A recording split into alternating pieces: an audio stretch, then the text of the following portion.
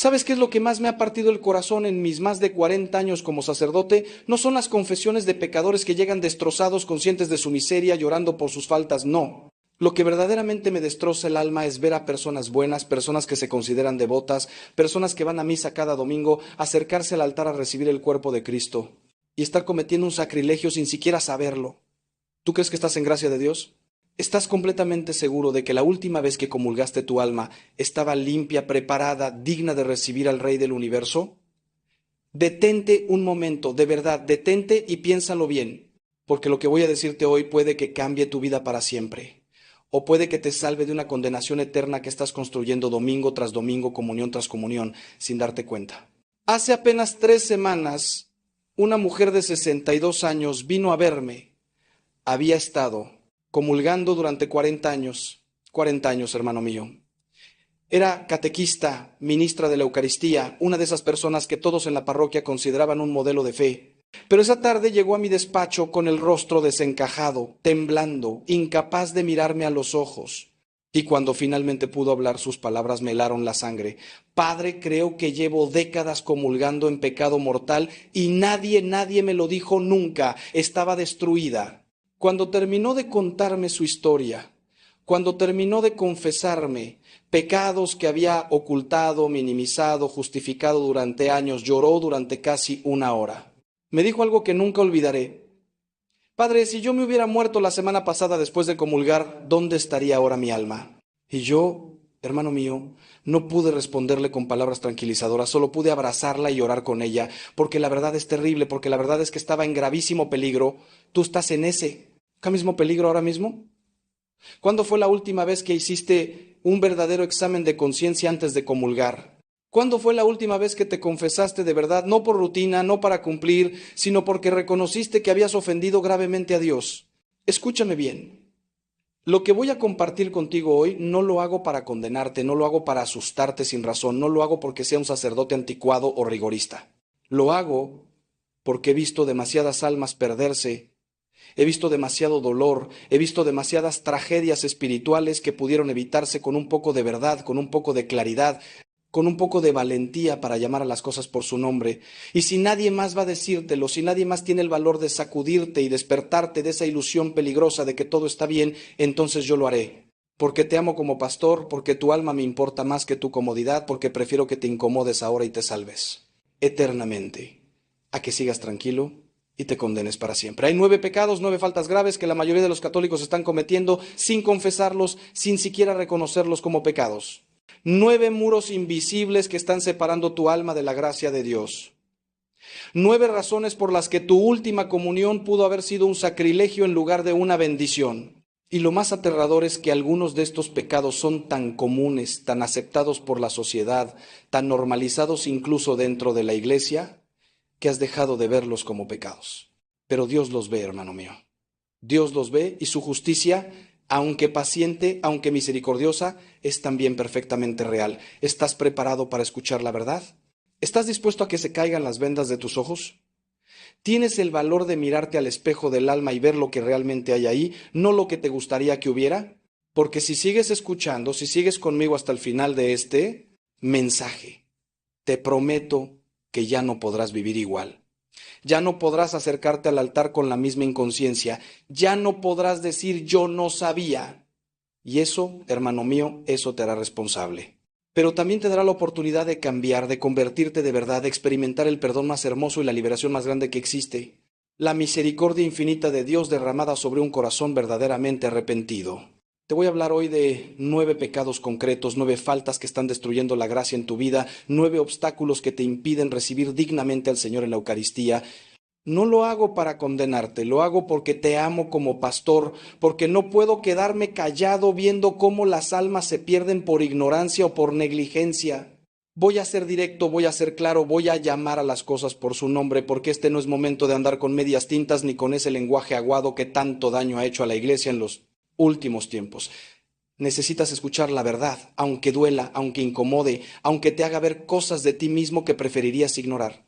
Pero también quiero que sepas algo fundamental. Detrás de cada una de mis palabras hay esperanza, hay misericordia, hay un Dios que te está esperando con los brazos abiertos en el sacramento de la confesión. El primer pecado del que tenemos que hablar, y tal vez el más común en nuestros días, es la falta de caridad con el prójimo, ese veneno silencioso que se disfraza de mil maneras. ¿Cuántas veces he escuchado en el confesionario: Padre, yo no he matado a nadie, yo no he robado nada grande, yo voy a misa todos los domingos? Y cuando empiezo a preguntar sobre sus relaciones, sobre cómo trata a su esposa, a sus hijos, a sus empleados, a sus vecinos, empiezan a salir las verdades, los gritos en casa, las humillaciones, el desprecio, la indiferencia ante el dolor ajeno, los chismes que destruyen reputaciones, las envidias que envenenan el corazón. Hermano, hermana, la caridad no es un sentimiento bonito, es el mandamiento supremo, es aquello por lo que seremos juzgados al final de nuestros días. Jesús no nos dijo: por esto conocerán que son mis discípulos, por cuánto rezan o cuántas misas asisten, sino por el amor que se tengan los unos a los otros. Y déjame decirte algo que tal vez nunca habías considerado: cada vez que hieres a tu prójimo con palabras, con desprecio, con indiferencia, estás hiriendo a Cristo mismo. ¿Recuerdas las palabras del Señor en el juicio final? Lo que hicieron con uno de estos hermanos míos más pequeños, conmigo lo hicieron. No puedes acercarte a comulgar el domingo después de haber pasado toda la semana criticando, murmurando, destruyendo la fama de otros con tus comentarios venenosos. No puedes pretender recibir el cuerpo de Cristo cuando has roto la comunión con tus hermanos, cuando te niegas a perdonar, cuando guardas rencores, cuando alimentas odios. He visto matrimonios destruidos no por grandes traiciones, sino por pequeñas crueldades diarias, por palabras hirientes, por desprecios constantes. He visto familias rotas porque nadie quiso dar el primer paso hacia la reconciliación, porque cada uno se aferró a su orgullo, a su razón, a su herida. La falta de caridad se manifiesta también en la indiferencia ante el sufrimiento ajeno. Vivimos en una sociedad donde cada uno va a lo suyo, donde cerramos los ojos ante el dolor de nuestro hermano, donde justificamos nuestra comodidad mientras otros sufren. Esa persona que ves pidiendo en la calle y a quien ignoras con desprecio, ese familiar enfermo al que no visitas porque te resulta incómodo, ese empleado al que explotas pagándole menos de lo justo, ese hijo al que no dedicas tiempo porque estás demasiado ocupado con tus cosas. Todo eso, hermano mío, todo eso es falta de caridad y es pecado grave cuando se hace con plena conciencia y deliberado consentimiento. No me vengas a decir que amas a Dios si no amas a tu hermano. San Juan es clarísimo: si alguno dice amo a Dios y aborrece a su hermano, es un mentiroso. No lo digo yo, lo dice la palabra de Dios. Pero aquí está la maravilla de la misericordia divina. Todo esto puede ser perdonado. Ese es el poder del sacramento de la confesión. Ese es el milagro que Dios obra cada vez que un alma se arrepiente de verdad. He visto transformaciones increíbles. He visto cómo personas que llevaban años en la frialdad, en la indiferencia, en el odio, de pronto abren su corazón y dejan que la gracia de Dios entre y lo cambie todo. Pero para eso hace falta humildad, hace falta reconocer: he fallado, he sido cruel, he sido indiferente, he herido a mi prójimo. Y después de reconocerlo ante Dios en la confesión, hay que hacer algo más, hay que reparar. Si has herido a alguien, pide perdón.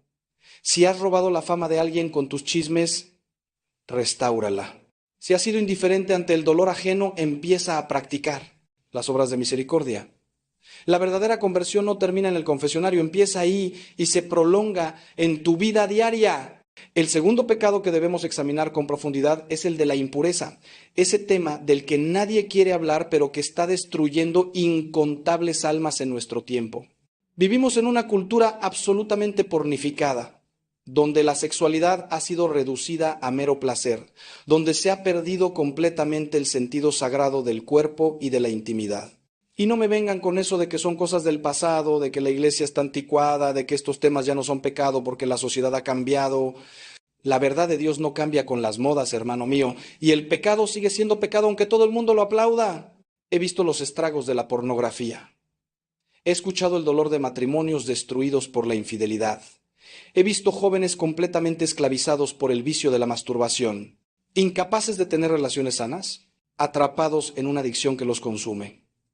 La impureza no es solo el acto sexual fuera del matrimonio, aunque eso sea pecado grave. Es también la pornografía que consumes en secreto pensando que nadie te ve, pero Dios te ve. Es la masturbación que justificas diciéndote que es algo natural, pero que te está alejando de la gracia. Son esos pensamientos lujuriosos que alimentas voluntariamente. esas fantasías a las que das vueltas en tu mente, ese deseo desordenado que consientes y cultivas. Son esas miradas impuras, esa forma de ver a las personas como objetos de deseo y no como hijos de Dios con dignidad infinita. Y déjame ser muy claro en esto. Si estás en alguna de estas situaciones y no te has confesado, no puedes comulgar. No puedes recibir el cuerpo purísimo de Cristo cuando tu propio cuerpo, templo del Espíritu Santo, ha sido profanado por el pecado. He tenido confesiones de hombres casados que llevan años engañando a sus esposas, que mantienen relaciones adúlteras, que tienen dobles vidas. He escuchado a jóvenes que me confiesan que están viviendo en unión libre, en fornicación, sin ninguna intención de casarse, pero que vienen a misa y comulgan como si nada. He tenido que decirles con todo el dolor de mi corazón, pero con toda la claridad: hermano, mientras sigas en esa situación no puedes comulgar. No es que Dios no te ame, es que tú has elegido vivir en contradicción con su ley y esa contradicción te impide recibir la gracia sacramental. Es como querer encender una luz en medio de un vendaval. El viento apaga la llama, tu pecado apaga la gracia. Y lo más terrible es que muchos se molestan cuando les digo esto, como si yo fuera el cruel, como si yo estuviera inventando las reglas. Yo no invento nada, yo solo transmito lo que Cristo enseñó y lo que la Iglesia ha guardado fielmente durante 2000 años. Pero también he visto liberaciones maravillosas. He visto hombres que llevaban 20 años esclavizados por la pornografía y que después de una buena confesión, después de un verdadero arrepentimiento, han encontrado la libertad. He visto jóvenes que decidieron vivir en castidad, que cortaron con relaciones pecaminosas y que descubrieron una alegría y una paz que nunca habían conocido. He visto matrimonios al borde del divorcio por infidelidad que, gracias al sacramento de la confesión y a un genuino propósito de enmienda, se han reconciliado y han vuelto a construir sobre bases sólidas. Todo es posible para Dios, hermano mío. No hay pecado tan grande que no pueda ser perdonado, no hay esclavitud tan fuerte que la gracia de Dios no pueda romper. Pero hace falta tu colaboración. Hace falta que reconozcas el pecado, que lo llames por su nombre, que te arrepientas de verdad y que estés dispuesto a cambiar tu vida. Y esto me lleva a algo fundamental que muchos olvidan: el propósito de enmienda. No basta con decir: Padre, me he masturbado 20 veces esta semana y quedarse tan tranquilo. Sí, vienes a confesarte, pero no tienes ninguna intención de luchar contra ese pecado. Si piensas seguir haciendo exactamente lo mismo, entonces no hay verdadero arrepentimiento. El arrepentimiento no es un sentimiento, es una decisión. Es decir, con la gracia de Dios voy a hacer todo lo que esté en mi mano para no volver a caer en este pecado. Eso no significa que no vayas a caer nunca más. Somos débiles, somos humanos. Pero significa que vas a luchar, que vas a poner los medios, que vas a huir de las ocasiones de pecado. Si el problema es la pornografía, vas a poner filtros en tu ordenador, vas a evitar quedarte solo navegando por internet a altas horas de la noche. Si el problema es una relación adúltera, vas a terminar esa relación, por muy doloroso que sea. Si estás viviendo en unión libre, vas a casarte o vas a separarte. Suena duro, lo sé, pero el camino de la santidad es estrecho y Cristo nunca nos prometió que sería fácil. El tercer pecado que tenemos que abordar es el del robo y la injusticia en lo económico, algo que muchos minimizan pero que es extremadamente grave ante los ojos de Dios. No estoy hablando solo del ladrón que entra a una casa a robar. Estoy hablando de todas esas formas sutiles de deshonestidad que practicamos en nuestra vida diaria. El empresario que no paga un salario justo a sus empleados, que los explota aprovechándose de su necesidad, está robando. El trabajador que cobra su sueldo completo pero no cumple con su horario, que hace mal su trabajo, que engaña a su jefe, está robando. El que va de impuestos, el que cobra servicios públicos sin pagarlos, el que se queda con el cambio de más cuando el cajero se equivoca, el que encuentra algo y no lo devuelve a su dueño. Todo eso es robo, hermano mío. Y no puedes comulgar sin antes confesarlo y, muy importante, sin antes restituir lo robado. La restitución es un aspecto del que nadie habla, pero que es fundamental para una buena confesión. Si has robado o no, basta con decir me arrepiento, tienes que devolver lo robado. Si no puedes devolverlo a la persona directamente porque no sabes quién es o por qué ha muerto, entonces tienes que darlo en limosna o restituirlo de alguna otra forma. He tenido casos de personas que me confiesan que hace años robaron dinero a su empresa, o que no pagaron a un proveedor, o que se apropiaron de una herencia que no les correspondía. Y cuando les explico que tienen que restituir, algunos se escandalizan. Pero padre, eso fue hace mucho tiempo, pero padre, es mucho dinero, pero padre, nadie se acuerda de eso. Y yo les respondo: Dios se acuerda. Y mientras no restituyas, tu confesión no es válida. Es así de claro. No puedes pedir perdón por un pecado y seguir disfrutando del fruto de ese pecado. También está el pecado de la usura, del préstamo con intereses abusivos. ¿Cuántos hay que se aprovechan de la necesidad ajena para enriquecerse, que prestan dinero a personas desesperadas cobrando tasas de interés criminales? ¿Cuántos propietarios hay que cobran alquileres abusivos, que expulsan a familias sin piedad, que especulan con la vivienda mientras hay gente durmiendo en la calle? Todo esto clama al cielo, hermano mío. Santiago en su carta tiene palabras durísimas para los ricos que oprimen a los pobres, que acumulan tesoros mientras sus trabajadores no tienen ni para comer. Y no pienses que esto no va contigo porque no eres rico. La injusticia económica no es solo cosa de grandes empresarios. También está en el pequeño comerciante que engaña en el peso o en la medida, en el que vende productos adulterados o caducados, en el que infla sus precios abusivamente aprovechándose de una crisis. He visto el dolor que causa la injusticia económica. He visto familias en la calle porque un propietario codicioso las echó sin contemplaciones. He visto trabajadores destruidos física y moralmente porque un patrón sin escrúpulos los explotó durante años. He visto ancianos estafados por supuestos amigos que se aprovecharon de su confianza. He visto la desesperación en los ojos de padres que no pueden alimentar a sus hijos porque alguien no les pagó lo que les debía. Y déjame decirte algo. Si tú eres responsable de ese sufrimiento, si tú eres quien causa esa injusticia, Dios te va a pedir cuentas. Y no hay comunión que valga mientras no hagas justicia. No me vengas con que eres muy devoto, o con que rezas mucho, o con que vas a misa todos los días. Si estás cometiendo injusticia con tu prójimo, toda tu religiosidad es mentira. Pero como siempre digo, la misericordia de Dios es infinita. He visto conversiones hermosas de empresarios que después de confesarse decidieron cambiar completamente su forma de hacer negocios. He visto patrones que empezaron a tratar a sus empleados con dignidad y justicia.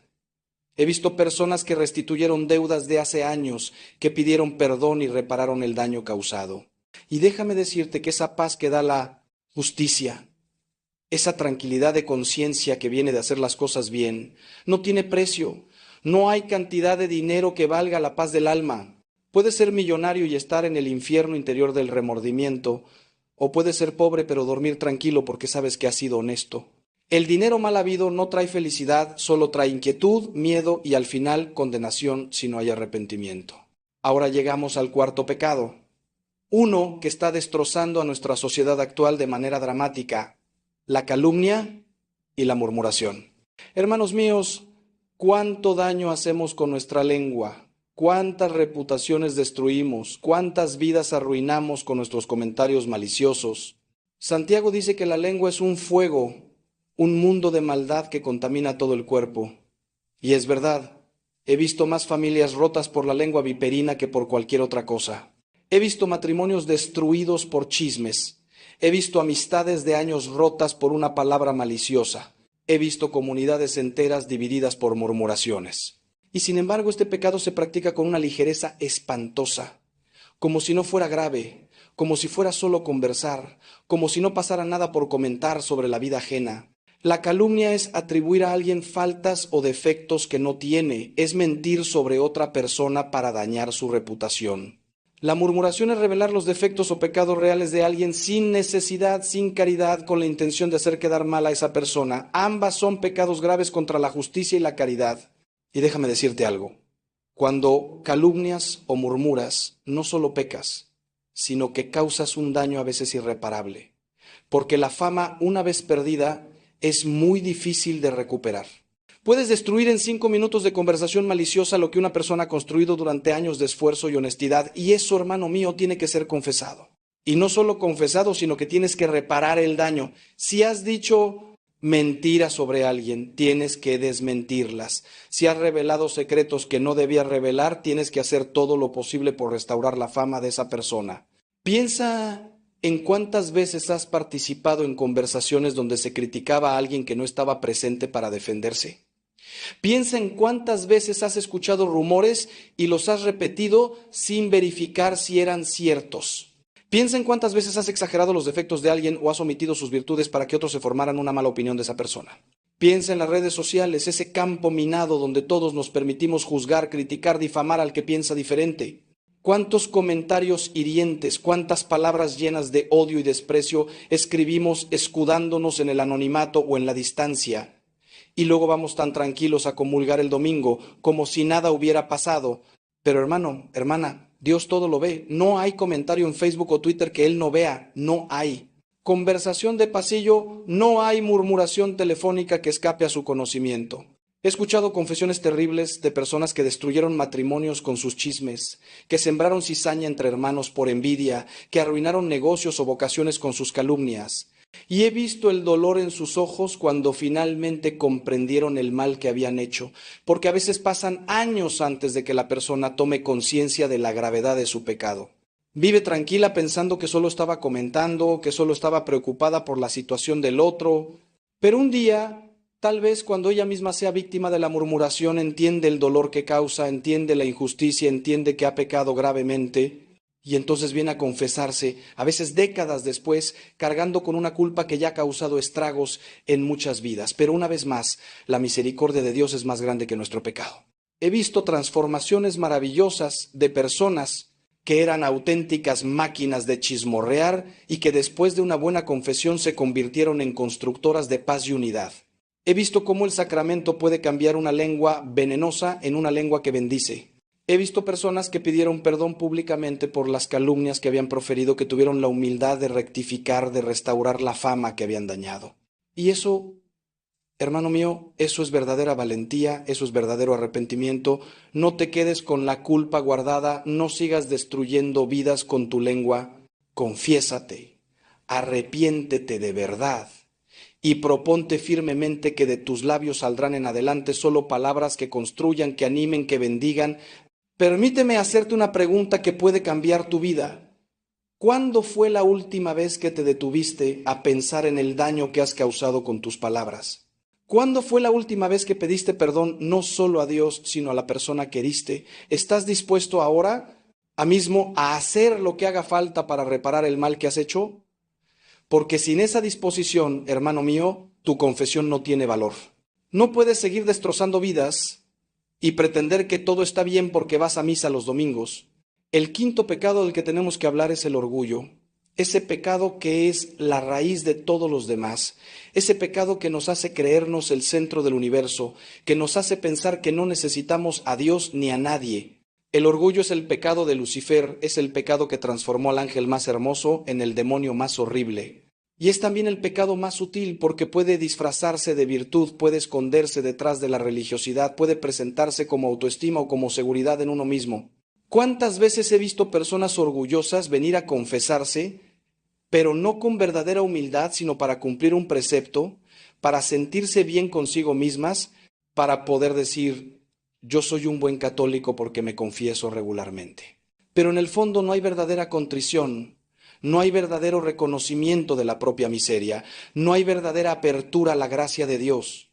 El orgulloso es el que no puede pedir perdón, el que siempre tiene que tener razón, el que no soporta ser corregido, el que se ofende cuando le señalan sus defectos.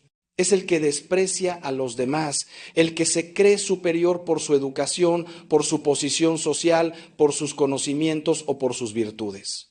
Es el que se compara constantemente con los otros para sentirse mejor. El que necesita destacar, ser admirado, recibir reconocimiento. Es el que no puede trabajar en equipo porque siempre tiene que ser él quien manda, quien decide, quien lleva la gloria. Y este orgullo, hermano mío, es como un cáncer espiritual que va carcomiendo el alma, que va destruyendo las relaciones, que va alejando a la persona de Dios y de los demás. He visto el orgullo destruir matrimonios donde ninguno de los dos quería dar su brazo a torcer, donde ambos preferían la separación antes que humillarse y pedir perdón. He visto el orgullo destruir comunidades eclesiales donde algunos se creían santos y miraban con desprecio a los pecadores, olvidando que todos somos pecadores y que solo la gracia nos sostiene.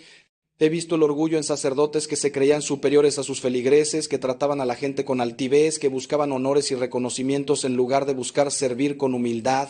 He visto el orgullo en padres que no pueden reconocer sus errores ante sus hijos, en hijos que desprecian a sus padres por considerarlos anticuados o ignorantes. He visto el orgullo en todos lados, porque es el pecado más universal, es el pecado que todos tenemos en mayor o menor medida, y lo peor del orgullo es que nos impide recibir la gracia de Dios. Porque Dios resiste a los soberbios y da su gracia a los humildes, como dice la Escritura. El orgulloso no puede ser salvado porque no reconoce que necesita salvación. El orgulloso no puede ser perdonado porque no reconoce que ha pecado. El orgulloso no puede crecer espiritualmente porque se cree ya perfecto. Por eso el primer paso para la conversión siempre es la humildad, es el reconocimiento de la propia pequeñez, de la propia miseria, de la propia necesidad de Dios. Y esa humildad, hermano mío, no es debilidad, es la verdad, es vernos como realmente somos, criaturas limitadas, pecadoras, necesitadas de la misericordia divina, pero también amadas infinitamente por Dios, llamadas a la santidad, capaces de grandes cosas con su gracia. Si tienes que confesar el orgullo, confiésalo en serio. No digas simplemente, he sido orgulloso y ya está. Examina cómo se ha manifestado ese orgullo en tu vida concreta. ¿Has despreciado a alguien? ¿Has sido incapaz de pedir perdón? ¿Has buscado la gloria personal en lugar de la gloria de Dios? ¿Te has comparado con otros sintiéndote superior? ¿Has criticado o juzgado a otros desde tu pedestal de supuesta virtud? ¿Has resistido las correcciones que te han hecho? ¿Te has negado a obedecer a la autoridad legítima por considerarla inferior a ti? Todo eso son manifestaciones concretas del orgullo y tienen que ser confesadas y combatidas. Y la forma de combatir el orgullo es practicar la humildad. Aceptar las humillaciones sin quejarte, buscar el último lugar en lugar del primero, servir a los demás sin buscar reconocimiento, reconocer tus errores y pedir perdón, agradecer a Dios todo lo bueno que tienes en lugar de atribuírtelo a ti mismo. El sexto pecado que debemos examinar es la pereza espiritual, lo que los santos padres llamaban la asedia, ese desánimo, esa tibieza, esa falta de fervor en las cosas de Dios. Hermano mío, ¿cuántas almas se pierden no por pecados escandalosos, sino por tibieza, por dejadez, por esa actitud de ahí se va, de hacer lo mínimo, de vivir la fe como una rutina aburrida en lugar de como una aventura apasionante? La pereza espiritual es rezar deprisa y mal, sin atención, como quien cumple un trámite. Es ir a misa por obligación, contando los minutos para que termine, sin participar realmente, sin abrir el corazón a la gracia que se derrama en cada celebración eucarística. Es confesarse una vez al año solo porque hay que comulgar en Pascua, sin verdadero examen de conciencia, sin verdadero arrepentimiento, sin verdadero propósito de enmienda. La pereza espiritual es también descuidar la vida de oración, poner 1000 excusas para no rezar, que no tengo tiempo, que estoy muy cansado, que no sé qué decir, que no siento nada cuando rezo. Hermano, la oración no es un lujo para almas especiales, es una necesidad vital para todo cristiano. Si no rezas, si no cultivas tu relación con Dios, tu fe se irá apagando poco a poco hasta morir. He visto tantas personas que empezaron con fervor, que eran activas en la parroquia, que participaban en grupos de oración y que poco a poco fueron dejándolo todo porque la pereza fue venciendo su entusiasmo inicial. Empezaron a faltar a las reuniones, luego a misa de entre semana, luego dejaron de rezar el rosario, luego dejaron de hacer oración personal y al final acabaron dejándolo todo y cayendo en pecados graves porque no tenían la gracia que da la vida de oración. La pereza espiritual se manifiesta también en la falta de formación. ¿Cuántos católicos hay que no conocen su fe, que no han leído nunca el Evangelio completo, que no saben qué enseña realmente la Iglesia, que viven de tópicos y medias verdades?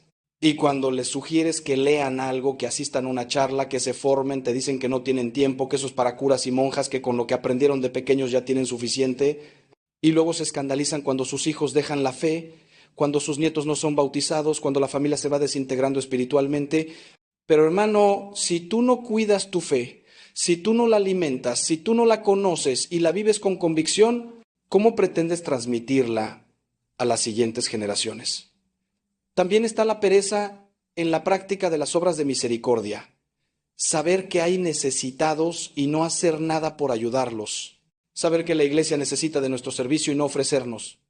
Tener talentos y carismas que Dios nos ha dado y enterrarlos como el siervo malo de la parábola. ¿Cuántos hay que podrían ser catequistas, que podrían ayudar a los pobres, que podrían visitar a los enfermos, que podrían evangelizar, pero no lo hacen porque les da pereza, porque prefieren su comodidad, porque no quieren complicarse la vida? Y se van a condenar por eso, hermano mío. Porque en el juicio final el Señor no solo nos va a preguntar por lo malo que hicimos, sino también por lo bueno que dejamos de hacer. La pereza espiritual es una forma de desprecio hacia Dios. es decirle, no me interesas lo suficiente, tengo cosas mejores que hacer. Es elegir el sofá antes que la adoración. Es elegir la televisión antes que la Biblia. Es elegir el sueño antes que la misa. Y el Señor tiene palabras muy duras para los tibios. Ojalá fueras frío o caliente, pero como eres tibio te vomitaré de mi boca. Suena fuerte, ¿verdad? Pero es palabra de Dios. El Señor prefiere al pecador declarado que al tibio, porque el pecador al menos sabe que necesita conversión, pero el tibio se cree que está bien, que ya hace suficiente, que no necesita cambiar nada. Y esa ceguera espiritual es más peligrosa que cualquier pecado evidente. Por eso, hermano mío, examina tu vida de oración, examina tu participación en la misa, examina tu formación, examina tu servicio. Y si descubres tibieza, si descubres pereza espiritual, confiésala y pide al Señor que encienda en tu corazón el fuego del Espíritu Santo. Llegamos ahora al séptimo pecado, uno que es especialmente grave y que muchos católicos cometen sin darse cuenta, el sacrilegio eucarístico. Hermanos míos, la Eucaristía es el tesoro más grande que tenemos, es el cuerpo, sangre, alma y divinidad de nuestro Señor Jesucristo. No es un símbolo, no es un recuerdo, es el mismo Cristo realmente presente. Y acercarse a comulgar en estado de pecado mortal sin haberse confesado es un sacrilegio, es una profanación, es un pecado gravísimo que añade pecado sobre pecado. San Pablo, como ya mencioné, nos advierte que quien come y bebe sin discernir el cuerpo, come y bebe su propia condenación. No son palabras mías, son palabras de la Sagrada Escritura inspiradas por el Espíritu Santo. Y sin embargo, ¿cuántos comulgan en pecado mortal? ¿Cuántos se acercan al altar con el alma manchada, sin ninguna preparación, sin ningún arrepentimiento? He visto personas comulgar después de haber pasado la noche en pecado de impureza. He visto personas comulgar que llevan años viviendo en adulterio, en unión libre, en relaciones homosexuales activas, sin ninguna intención de cambiar su situación. He visto personas comulgar que no han ido a confesarse en años, que tienen pecados mortales sin confesar acumulándose en su conciencia. He visto personas comulgar por respeto humano, porque todos comulgan y ellas no quieren ser las únicas que se quedan sentadas sin importarles que están cometiendo un sacrilegio. Y luego está el problema de comulgar sin la debida disposición interior. No basta con no tener pecado mortal, también hay que acercarse a la comunión con fe, con amor, con deseo de unirse a Cristo. Hay que prepararse, hay que hacer oración antes de comulgar, hay que recibir al Señor con reverencia y devoción. Pero ¿cuántos se acercan como autómatas sin pensar en lo que están haciendo, sin ningún recogimiento? He visto personas comulgar mientras están mirando el móvil, he visto personas comulgar rápido para salir antes de misa, he visto personas comulgar sin siquiera hacer una genuflexión o una inclinación ante el Santísimo. Y todo eso, hermano mío, es falta de reverencia, es falta de fe, es falta de amor a nuestro Señor en la Eucaristía. También está el problema de la comunión en la mano recibida sin respeto. No voy a entrar en el debate de si es mejor comulgar en la mano o en la boca, porque ambas formas están permitidas. Pero si comulgas en la mano, hazlo con todo el respeto y cuidado. Asegúrate de que tu mano está limpia. Asegúrate de que no se caiga ninguna partícula. Asegúrate de que consumes la hostia inmediatamente sin pasearte con ella por la iglesia. He visto horrores, he visto personas que guardan la hostia en su bolsillo para usarla en ritos satánicos, he visto personas que la tiran al suelo, he visto personas que la pisotean. Y todo eso empieza con la falta de fe en la presencia real de Cristo en la Eucaristía. Empieza con la falta de respeto, empieza con la banalización del sacramento.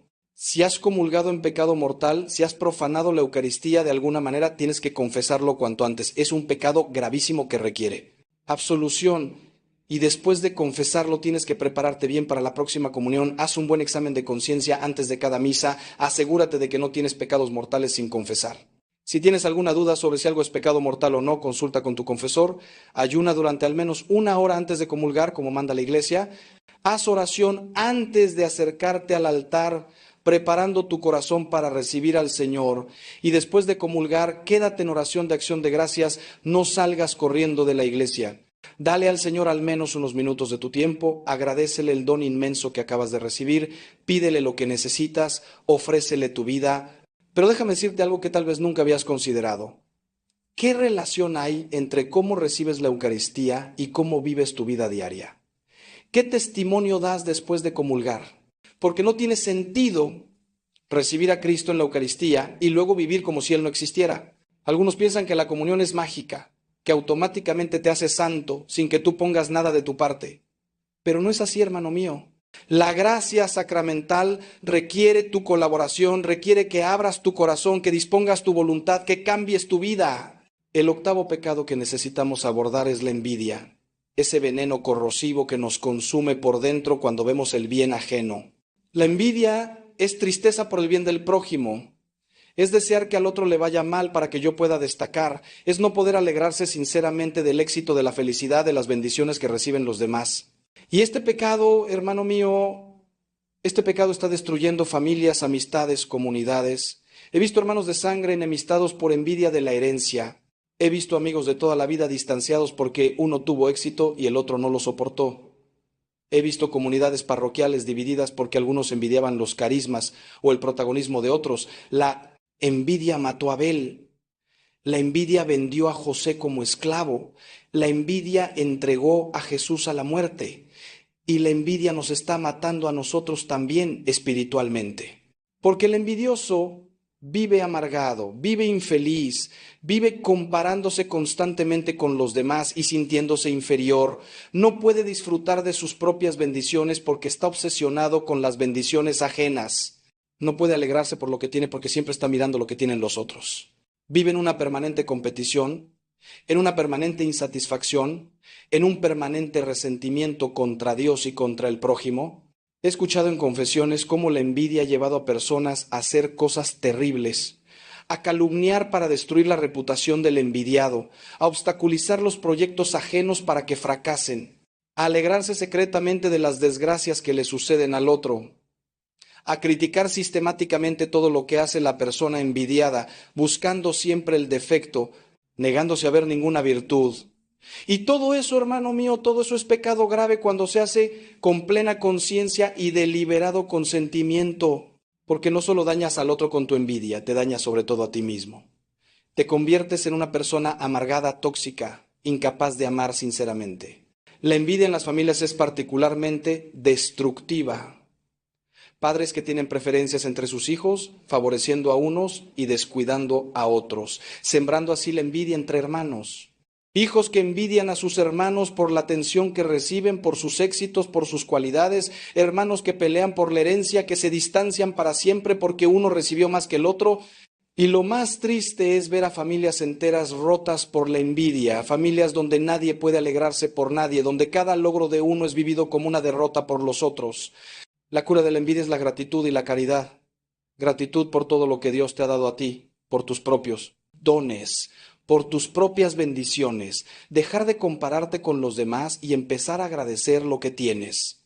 Y caridad, alegrarte sinceramente por el bien ajeno, reconocer que las bendiciones que recibe tu hermano no te quitan nada a ti, que Dios tiene bendiciones para todos, que no hay competición en el reino de Dios. San Pablo nos dice que el amor no tiene envidia, que se alegra con la verdad, que todo lo soporta. Si tienes que confesar la envidia, hazlo. Reconoce ante Dios y ante ti mismo ese sentimiento feo que te está carcomiendo y después proponte cultivar la gratitud y la alegría por el bien ajeno. El noveno y último pecado del que quiero hablarte hoy es la falta de fe, la duda voluntaria, el escepticismo que se cultiva, esa tibieza que te hace vivir como si Dios no existiera. Hermano mío, la fe es un don de Dios, pero también es una decisión. Puedes tener dudas, puedes tener crisis de fe, eso es normal en el camino espiritual. Pero una cosa es tener dudas y luchar contra ellas, buscar respuestas, rezar pidiendo aumento de fe. Y otra cosa muy distinta es instalarse cómodamente en la duda, alimentarla, usarla como excusa para no comprometerse con Dios. He visto tantas personas que dicen que tienen dudas de fe, pero cuando les ofreces ayuda, cuando les ofreces formación, cuando les ofreces acompañamiento espiritual, resulta que no están interesados. Su duda es en realidad una excusa para vivir como les da la gana sin el incordio de la conciencia.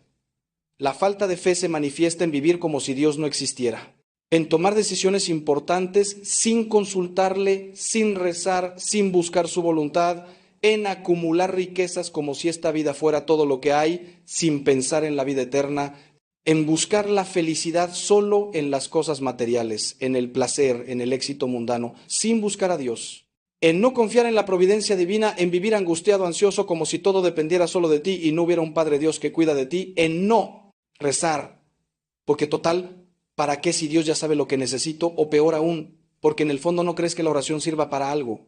He visto la falta de fe en padres que no bautizan a sus hijos porque ya elegirán cuando sean mayores, como si la fe fuera una opción más entre tantas y no la verdad que da sentido a la existencia.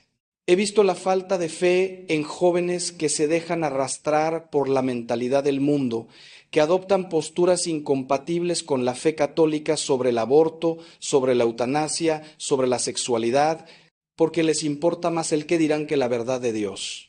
He visto la falta de fe en católicos que viven una esquizofrenia espiritual. Van a misa el domingo, pero el resto de la semana actúan exactamente igual que los que no creen en nada. La falta de fe también se manifiesta en el miedo, en la desesperación, en la falta de esperanza. El que tiene fe sabe que Dios tiene el control, que nada sucede sin su permiso, que incluso en medio del sufrimiento más terrible, Dios puede sacar un bien. El que tiene fe no se desespera en las dificultades, no pierde la paz en las pruebas, no se hunde en la tristeza cuando las cosas no salen como esperaba. Pero el que no tiene fe o tiene poca fe, se viene abajo a la primera contrariedad, se llena de amargura ante el sufrimiento, pierde toda esperanza cuando las cosas se ponen difíciles. Si tu fe está débil, si está en crisis y prácticamente no existe, tienes que confesarlo. Tienes que reconocer ante Dios: Señor, creo, pero ayuda a mi falta de fe, como aquel padre del Evangelio que llevó a su hijo endemoniado a Jesús. Y después de confesarlo, tienes que poner los medios para aumentar tu fe. Lee la palabra de Dios, especialmente los Evangelios. Fórmate, estudia tu fe, conoce lo que crees y por qué lo crees. Rodéate de personas de fe, porque la fe se contagia. Participa en grupos de oración, en retiros espirituales, en experiencias que fortalezcan tu vida espiritual y, sobre todo, reza. Reza todos los días, aunque no sientas nada, aunque te parezca que no sirve para nada. La oración es el oxígeno del alma y sin oración tu fe se va a asfixiar y morir. Hermanos míos, hemos recorrido juntos estos 9 pecados que debes confesar antes de recibir la Santa Comunión. La falta de caridad con el prójimo, la impureza, el robo y la injusticia económica, la calumnia y la murmuración, el orgullo, la pereza espiritual, el sacrilegio eucarístico, la envidia y la falta de fe. No son los únicos pecados que existen, por supuesto, pero son 9 áreas fundamentales que muchos descuidan, que muchos minimizan, que muchos ni siquiera examinan cuando se preparan para confesarse. Y quiero que entiendas algo muy importante: no te he hablado de todo esto para condenarte, no lo he hecho para que te sientas mal, no lo he hecho para hundirte en la culpa. Te he hablado con toda claridad porque te amo, porque quiero tu salvación, porque no puedo quedarme callado, viendo cómo las almas van al infierno por ignorancia o por negligencia. Cada uno de estos pecados tiene solución, cada uno puede ser perdonado en el sacramento de la confesión. No importa cuán grave sea tu situación, no importa cuánto tiempo lleves en el pecado, no importa cuántas veces hayas caído. La misericordia de Dios es infinita, su paciencia es sin límites, su amor es incondicional, pero necesita tu colaboración. Necesita que reconozcas tu pecado, que lo llames por su nombre, que te arrepientas de verdad, que estés dispuesto a cambiar tu vida. El sacramento de la confesión no es un trámite burocrático, no es un lavado automático del alma.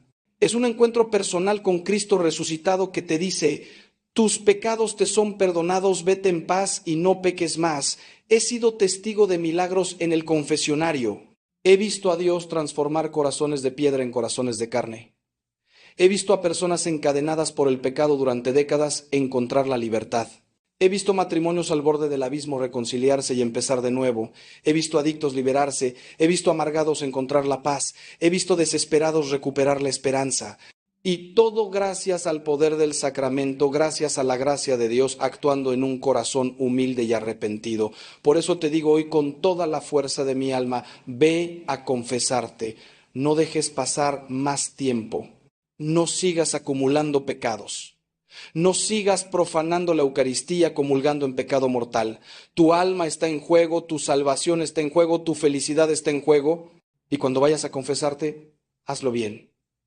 Dedica tiempo a prepararte, a examinar tu conciencia con honestidad. No te confieses deprisa. No omitas pecados por vergüenza. No minimices la gravedad de tus faltas. Busca un buen confesor, un sacerdote que te ayude, que te oriente, que te dé buenos consejos. Y después de confesarte, cumple la penitencia que te den, por pequeña que sea, porque es la forma de empezar a reparar el daño causado por tu pecado. Y sobre todo, proponte firmemente evitar el pecado en adelante. No basta con confesarse y seguir haciendo exactamente lo mismo. La conversión es un cambio de vida, es una transformación, es nacer de nuevo. Sé que puede dar miedo, sé que puede dar vergüenza confesar ciertos pecados. He escuchado de todo en el confesionario, créeme, y nada me escandaliza ya. El sacerdote no está ahí para juzgarte, está ahí para representar a Cristo que te perdona. Todo lo que se dice en confesión queda bajo secreto sacramental absoluto. El sacerdote no puede revelar nada de lo que escucha, bajo pena de excomunión. Así que no tengas miedo, no tengas vergüenza. Ven con confianza a recibir la misericordia de Dios. Ven a experimentar el abrazo del Padre que te recibe como al Hijo pródigo. Ven a escuchar esas palabras maravillosas. Yo te absuelvo de todos tus pecados en el nombre del Padre, del Hijo y del Espíritu Santo. Y ahora, hermano mío, quiero profundizar en algo que tal vez no quedó suficientemente claro, porque es fundamental que comprendas no solo qué pecados debes confesar, sino por qué es tan importante hacerlo. ¿Qué está realmente en juego cuando decides acercarte o no al sacramento de la reconciliación antes de comulgar? Verás, durante mis más de 40 años de ministerio sacerdotal he visto cómo se ha ido perdiendo progresivamente el sentido del pecado en nuestra sociedad y tristemente también dentro de la Iglesia. Vivimos en una época donde todo se relativiza, donde cada uno se convierte en juez de su propia conciencia sin referencia objetiva a la ley de Dios, donde se ha sustituido la verdad por la opinión personal. Y esto, hermano mío, esto está causando estragos espirituales de proporciones catastróficas. He visto generaciones enteras que han crecido sin una formación moral sólida, que no saben distinguir entre el bien y el mal, que piensan que todo depende de las circunstancias o de los sentimientos del momento. Cuando yo era joven seminarista, la gente se confesaba con frecuencia. Las iglesias tenían confesionarios llenos los sábados por la tarde, y era normal que las personas hicieran un examen de conciencia riguroso antes de acercarse a la comunión. Pero algo cambió, especialmente después de los años 60 y 70 del siglo pasado. Se empezó a predicar un evangelio aguado, un cristianismo sin cruz, una misericordia sin arrepentimiento. Se empezó a decir que Dios perdona todo automáticamente, que no hace falta confesarse porque Dios ya conoce nuestro corazón, que la confesión es solo para casos muy graves, y el resultado ha sido desastroso. Los confesionarios vacíos, las comuniones sacrílegas multiplicándose, las conciencias anestesiadas, las almas perdiéndose por falta de orientación y de gracia sacramental. Y déjame decirte algo con toda claridad. Los sacerdotes que predicamos esto, que hemos facilitado esta degradación con nuestro silencio o con nuestra cobardía pastoral, vamos a tener que dar cuentas muy serias a Dios. Por eso hoy te hablo con esta vehemencia, por eso insisto tanto en la importancia de la confesión antes de la comunión. No es legalismo, no es rigorismo, no es querer complicar las cosas. Es amor, hermano mío, es amor a tu alma inmortal. Es amor a Cristo presente en la Eucaristía. Es amor a la verdad que nos hace libres. Porque verás, cuando comulgas en estado de gracia, después de una buena confesión, algo maravilloso sucede en tu alma. La comunión produce sus frutos, aumenta tu unión con Cristo, te fortalece contra el pecado, te purifica de los pecados veniales, te alimenta espiritualmente para el camino, te hace crecer en caridad. Pero cuando comulgas en pecado mortal, no solo no recibes estos frutos, sino que cometes un nuevo pecado gravísimo, un sacrilegio que añade más oscuridad a tu alma ya oscurecida. Es como pretender encender una luz en medio de un huracán. La luz se apaga inmediatamente. Imagínate que invitas a tu casa a la persona más importante del mundo, digamos al Papa, o a un presidente, o a alguien a quien admiras profundamente. ¿Cómo prepararías tu casa?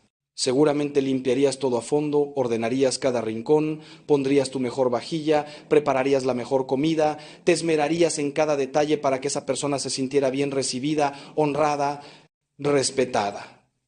Pues bien, cuando vas a comulgar, estás invitando a tu alma, que es tu casa interior, ni más ni menos que al Rey del universo, al Creador de todas las cosas, al Señor de señores, al que los ángeles adoran continuamente. ¿No merece Él al menos la misma preparación, el mismo esmero, la misma limpieza que darías a cualquier invitado humano? Pero muchos van a comulgar con el alma sucia, desordenada, llena de pecado, sin ninguna preparación, sin ningún respeto. Y luego se preguntan por qué su vida espiritual es tan pobre, por qué no sienten a Dios, por qué su fe está muerta. Déjame contarte algo que nunca olvidaré. Hace años vino a verme una mujer de unos 50 años, destrozada, llorando inconsolablemente. Llevaba meses con una angustia terrible, con insomnio, con ataques de pánico, había ido a psiquiatras, había tomado medicación, pero nada la aliviaba. Cuando finalmente se decidió a hablar conmigo, me confesó que llevaba 15 años viviendo en adulterio, manteniendo una relación con un hombre casado. Durante todo ese tiempo había seguido yendo a misa, había seguido comulgando cada domingo, sin confesarse nunca, porque según ella, Dios entendía su situación. Su matrimonio era un infierno. Había encontrado el amor verdadero con ese hombre. Pero hacía unos meses algo había empezado a cambiarle por dentro. Una voz interior cada vez más fuerte le decía que lo que estaba haciendo estaba mal, que estaba ofendiendo a Dios, que estaba viviendo una mentira. Y cuanto más intentaba callar esa voz, más fuerte se hacía, hasta convertirse en una angustia insoportable que la estaba literalmente enfermando. Le expliqué con toda caridad, pero también con toda claridad, que esa voz que escuchaba era su conciencia, iluminada por el Espíritu Santo, llamándola a la conversión. Le expliqué que llevaba 15 años comulgando en pecado mortal, cometiendo sacrilegio tras sacrilegio. Le expliqué que su angustia no era una enfermedad mental, sino una crisis espiritual, que su alma estaba gritando pidiendo auxilio, y le ofrecí el remedio. Una buena confesión, terminar esa relación adúltera, volver a su matrimonio o al menos vivir en castidad. Al principio se resistió, lloró, dijo que era imposible, que no podía dejar a ese hombre, que prefería morir, pero después de mucha oración, después de varios encuentros, finalmente se decidió. Se confesó, hizo una confesión general de todos esos años, lloró como no había llorado nunca, experimentó el perdón de Dios de una manera tan profunda, que salió del confesionario transformada. Terminó esa relación, por doloroso que fue. Y te puedo decir que años después la encontré de nuevo y era otra persona, radiante, en paz, feliz. Me dijo: padre, ahora entiendo que lo que yo llamaba amor era solo egoísmo y pasión. El verdadero amor, el amor de Dios me ha liberado. Esta historia, hermano mío, es solo una de miles que podría contarte. He visto una y otra vez cómo el pecado enferma el alma, cómo la separa de Dios, cómo roba la paz y la alegría. Y he visto una y otra vez cómo el sacramento de la confesión sana, libera, restaura. Por eso insisto tanto, por eso no me canso de predicar sobre este tema, aunque sé que algunos me critican, me llaman anticuado, me acusan de ser demasiado duro, pero prefiero ser criticado por decir la verdad que tener que dar cuentas a Dios por mi silencio cómplice ante la perdición de las almas. Porque verás, el día del juicio no me van a preguntar si fui popular, si caí bien, si dije cosas agradables que no incomodaran a nadie. Me van a preguntar si fui fiel, si prediqué la verdad completa, si ayudé a las almas a salvarse o si las dejé perderse por mi cobardía. Y quiero hablarte ahora de algo que se menciona poco, pero que es igualmente importante: el examen de conciencia. Hermano mío, no puedes hacer una buena confesión sin un buen examen de conciencia previo. Y sin embargo, ¿cuántos se confiesan deprisa, diciendo siempre lo mismo, repitiendo fórmulas vacías, sin haber reflexionado realmente sobre su vida? El examen de conciencia no es un ejercicio de tortura psicológica, no es ponerse a buscar pecados donde no los hay para inventar algo que confesar. Es simplemente mirarse a uno mismo con honestidad, a la luz de la palabra de Dios y de los mandamientos, y reconocer dónde hemos fallado, en qué hemos ofendido a Dios, al prójimo y a nosotros mismos. Es preguntarse cómo he vivido mi relación con Dios esta semana, este mes. He rezado, he ido a misa, he blasfemado, he puesto mi confianza en Dios o he vivido como si Él no existiera. Después hay que examinar la relación con el prójimo. ¿Cómo he tratado a mi esposa, a mi esposo, a mis hijos, a mis padres? ¿He sido paciente o he gritado, he insultado, he herido con mis palabras? ¿He criticado, he murmurado, he calumniado? ¿He sido justo en mis tratos comerciales o he engañado, he robado, he explotado? ¿He ayudado al necesitado que se cruzó en mi camino o pasé de largo como el sacerdote y el levita de la parábola del buen samaritano? ¿He perdonado las ofensas que me hicieron o guardo rencor, alimento el deseo de venganza? Y finalmente, hay que examinar la relación con uno mismo. ¿He cuidado mi cuerpo como templo del Espíritu Santo o lo he profanado con impurezas, con excesos en la comida o la bebida? ¿He sido responsable con mi salud o he sido negligente? ¿He cultivado las virtudes o me he dejado llevar por los vicios? Para ayudarte en este examen de conciencia, te recomiendo que uses los 10 mandamientos como guía. Ve uno por uno. Primer mandamiento: amar a Dios sobre todas las cosas. ¿Lo he amado realmente? ¿He puesto algo por encima de él? ¿El dinero, el trabajo, el placer, mi propia voluntad? ¿He practicado supersticiones, consultado horóscopos, acudido a brujos o adivinos? Segundo mandamiento, no tomar el nombre de Dios en vano. ¿He blasfemado? ¿He usado el nombre de Dios o de la Virgen o de los santos de forma irreverente? ¿He hecho promesas a Dios y no las he cumplido? Tercer mandamiento, santificar las fiestas. ¿He ido a misa todos los domingos y fiestas de guardar? ¿He trabajado innecesariamente en domingo, impidiendo el descanso y la vida familiar? ¿He participado en la misa con atención y devoción o he estado distraído, mirando el reloj, deseando que termine? Cuarto mandamiento, honrar padre y madre. ¿He respetado y ayudado a mis padres, especialmente si son ancianos o están enfermos? ¿He educado bien a mis hijos, dándoles formación religiosa y ejemplo de vida cristiana? ¿He respetado la autoridad legítima o he sido rebelde, desobediente? Quinto mandamiento, no matar. ¿He herido física o moralmente a alguien? ¿He deseado mal a otros? ¿He conducido de forma temeraria poniendo en peligro mi vida o la de otros? ¿He apoyado el aborto, la eutanasia, la pena de muerte? ¿He sido causa de escándalo llevando a otros al pecado? ¿He pensado en el suicidio o he intentado quitarme la vida? Sexto y noveno mandamiento, no cometer actos impuros ni desear la mujer del prójimo. Aquí entran todos los pecados contra la castidad de los que ya hablamos: fornicación, adulterio, masturbación, pornografía, pensamientos lujuriosos, consentidos, etc. Séptimo y décimo mandamiento, no robar ni codiciar los bienes ajenos. ¿He robado algo, aunque sea pequeño? ¿He devuelto lo prestado? ¿He pagado mis deudas? ¿He hecho trampas en los impuestos?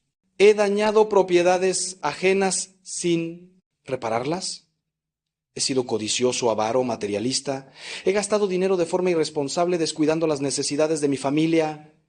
Octavo mandamiento, no dar falso testimonio ni mentir. ¿He mentido? ¿He calumniado o murmurado?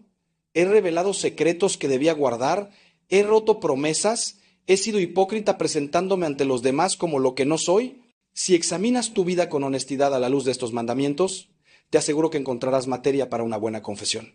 Porque todos, absolutamente todos, somos pecadores que necesitamos la misericordia de Dios. Pero déjame decirte también algo muy importante: no conviertas el examen de conciencia en una obsesión. Hay personas escrupulosas que se torturan buscando pecados, que nunca están tranquilas porque siempre dudan si se han confesado bien, si han olvidado algo, si ese pensamiento fue pecado o no. Eso no es sano, hermano mío. Si tienes tendencia al escrúpulo, busca un director espiritual fijo, confiésate siempre con el mismo sacerdote si es posible y obedece lo que él te diga. Si tu confesor te dice que algo no es pecado, créele y no sigas dándole vueltas. El demonio usa el escrúpulo para atormentar a las almas buenas, para robarles la paz, para apartarlas de Dios. No caigas en esa trampa. Haz tu examen de conciencia con seriedad, pero sin angustia, confiésate con sinceridad y luego deja todo en las manos misericordiosas de Dios. Una vez que has recibido la absolución, esos pecados ya no existen, han sido borrados por la sangre de Cristo. No los vuelvas a desenterrar, no los vuelvas a confesar, salvo que sea en una confesión general que tu director espiritual te indique hacer. Y ahora quiero hablarte de algo bellísimo que muchos desconocen: los frutos de una buena confesión. Porque, hermano, hermana, el sacramento de la reconciliación no es solo perdón de pecados, es mucho más. Es un encuentro sanador con Cristo médico que cura tus heridas. Es una experiencia liberadora que rompe las cadenas que te ataban al pecado. Es un renacimiento espiritual donde recuperas la gracia santificante perdida. Cuando te confiesas bien, cuando hay verdadero arrepentimiento y propósito de enmienda, suceden cosas maravillosas en tu alma. Primera, se te perdonan todos los pecados confesados con verdadero arrepentimiento. No importa cuán graves sean, no importa cuántos años lleves cometiéndolos, no importa cuántas veces hayas caído, si te arrepientes de verdad, Dios te perdona. Segundo, se te devuelve la gracia santificante si la habías perdido por el pecado mortal. Vuelves a ser hijo de Dios, templo del Espíritu Santo, heredero del cielo. Tercero, recibes gracias especiales para luchar contra ese pecado en particular que has confesado. Por eso es tan importante ser concreto en la confesión, no decir simplemente he pecado, sino especificar qué has hecho, contra qué virtud has pecado, cuántas veces, en qué circunstancias, porque cada pecado requiere una gracia específica para combatirlo y el sacramento te da esa gracia si lo pides con fe. Cuarto, se te perdonan las penas temporales por el pecado al menos parcialmente. Verás, cuando pecamos, además de la culpa que se perdona en la confesión, queda lo que la teología llama pena temporal, que es como una deuda de justicia que hay que purgar o en esta vida mediante penitencias y sufrimientos ofrecidos a Dios o después de la muerte en el purgatorio. La confesión, junto con la penitencia que el sacerdote te impone y que tú cumples devotamente, va cancelando esa deuda. Por eso es tan importante hacer bien la penitencia, no verla como un castigo, sino como un regalo, como una oportunidad de reparar el daño causado por el pecado. Quinto, y esto es hermosísimo, la confesión te reconcilia con la iglesia, porque cuando pecas no solo ofendes a Dios y te dañas a ti mismo, sino que hieres a todo el cuerpo místico de Cristo, que es la iglesia. Tus pecados afectan a toda la comunidad, debilitan a la iglesia entera. Y tu conversión, tu regreso a la gracia, fortalece a toda la iglesia, es motivo de alegría para todos los santos y ángeles del cielo. Por eso dice el Evangelio que hay más alegría en el cielo por un pecador que se convierte que por 99 justos que no necesitan conversión. Sexto, la confesión te da paz. Una paz profunda, una tranquilidad de conciencia que no se puede comprar con nada. He visto personas salir del confesionario literalmente radiantes, como si se hubieran quitado un peso enorme de encima. Porque eso es exactamente lo que ha pasado. Se han quitado el peso del pecado, se han liberado de la culpa, han experimentado el perdón y el amor de Dios. Hermano mío, si hace tiempo que no te confiesas, si llevas años acumulando pecados, si tu alma está en tinieblas, déjame decirte con toda la ternura de mi corazón sacerdotal, Dios te está esperando. Te está esperando con los brazos abiertos como el padre de la parábola esperaba al hijo pródigo. No importa cuánto te hayas alejado, no importa cuán profundo hayas caído, no importa cuántas veces hayas fallado, Él te sigue amando, te sigue esperando, te sigue llamando. Y el día que decidas volver, el día que te levantes y digas, me levantaré e iré a mi Padre, ese día habrá fiesta en el cielo. Ese día experimentarás el amor misericordioso de Dios de una manera que cambiará tu vida para siempre. No tengas miedo, no te avergüences. Todos somos pecadores, todos necesitamos ese perdón. La diferencia entre los santos y los condenados no es que los primeros no pecaran, es que se levantaban cada vez que caían, que buscaban el perdón, que luchaban con la gracia de Dios por su santificación. Y quiero terminar esta reflexión extensa con una palabra especial para aquellos que están en situaciones irregulares y que por eso no pueden comulgar hasta que regularicen su situación. Pienso en los divorciados vueltos a casar, en los que viven en unión libre, en los que mantienen relaciones homosexuales activas, en los que por cualquier razón objetiva están en estado permanente de pecado grave. Primero quiero que sepan que la Iglesia los ama, que Dios los ama infinitamente, que no están excluidos de la comunidad eclesial. Pueden y deben seguir yendo a misa, pueden rezar, pueden participar en la vida de la Iglesia de muchas maneras. Lo que no pueden es comulgar mientras persista esa situación objetiva de pecado.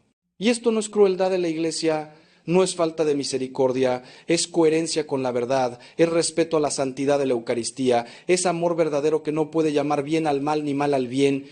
Sé que esto es difícil de aceptar, sé que duele. He visto el sufrimiento de personas en esta situación, he llorado con ellas, he rezado mucho por ellas. Pero la verdad es que la solución está en sus manos. Regularizar su situación. Si estás divorciado y vuelto a casar, investiga si tu primer matrimonio fue válido, tal vez puedas pedir la nulidad. Si estás en unión libre, cásate por la Iglesia. Si estás en una relación adúltera, termínala por doloroso que sea. Si vives en pecado sexual, comprométete a vivir en castidad. Sé que suena imposiblemente duro, sé que estoy pidiendo sacrificios enormes, pero hermano, hermana, está en juego tu salvación eterna. ¿Qué vale más? ¿Unos años de placer o comodidad o la vida eterna con Dios? Jesús fue clarísimo. Si tu ojo te escandaliza, sácatelo. Más te vale entrar tuerto en el reino de los cielos que con los dos ojos ser arrojado al fuego de la gehenna. El lenguaje es duro, pero el mensaje es claro. Hay que estar dispuesto a sacrificar cualquier cosa, por preciosa que sea, si nos aparta de Dios. Y para todos los demás, para los que sí pueden comulgar porque no están en situación irregular permanente, mi llamado es No comulgues en pecado mortal, prepárate bien, confiésate con frecuencia. La comunión es el alimento más sublime, es el encuentro más íntimo con Cristo que podemos tener en esta vida. No la banalices, no la trates como algo rutinario, no la profanes comulgando indignamente. Cada comunión bien hecha te acerca un paso más al cielo, te transforma un poco más en Cristo, te da fuerzas para vivir como hijo de Dios, pero cada comunión sacrílega te hunde un poco más, endurece tu corazón, apaga la luz de la gracia en tu alma. Por favor, por amor a tu alma, por amor a Cristo, por amor a la Iglesia, no comulgues sin confesarte si tienes conciencia de pecado mortal. Y si tienes dudas sobre si algo es pecado mortal o no, consulta, pregunta, fórmate. No juegues con tu salvación eterna, es demasiado importante. Que Dios te bendiga, que la Virgen María te acompañe y que el Espíritu Santo te ilumine para que tomes las decisiones correctas que te lleven a la santidad y a la vida eterna.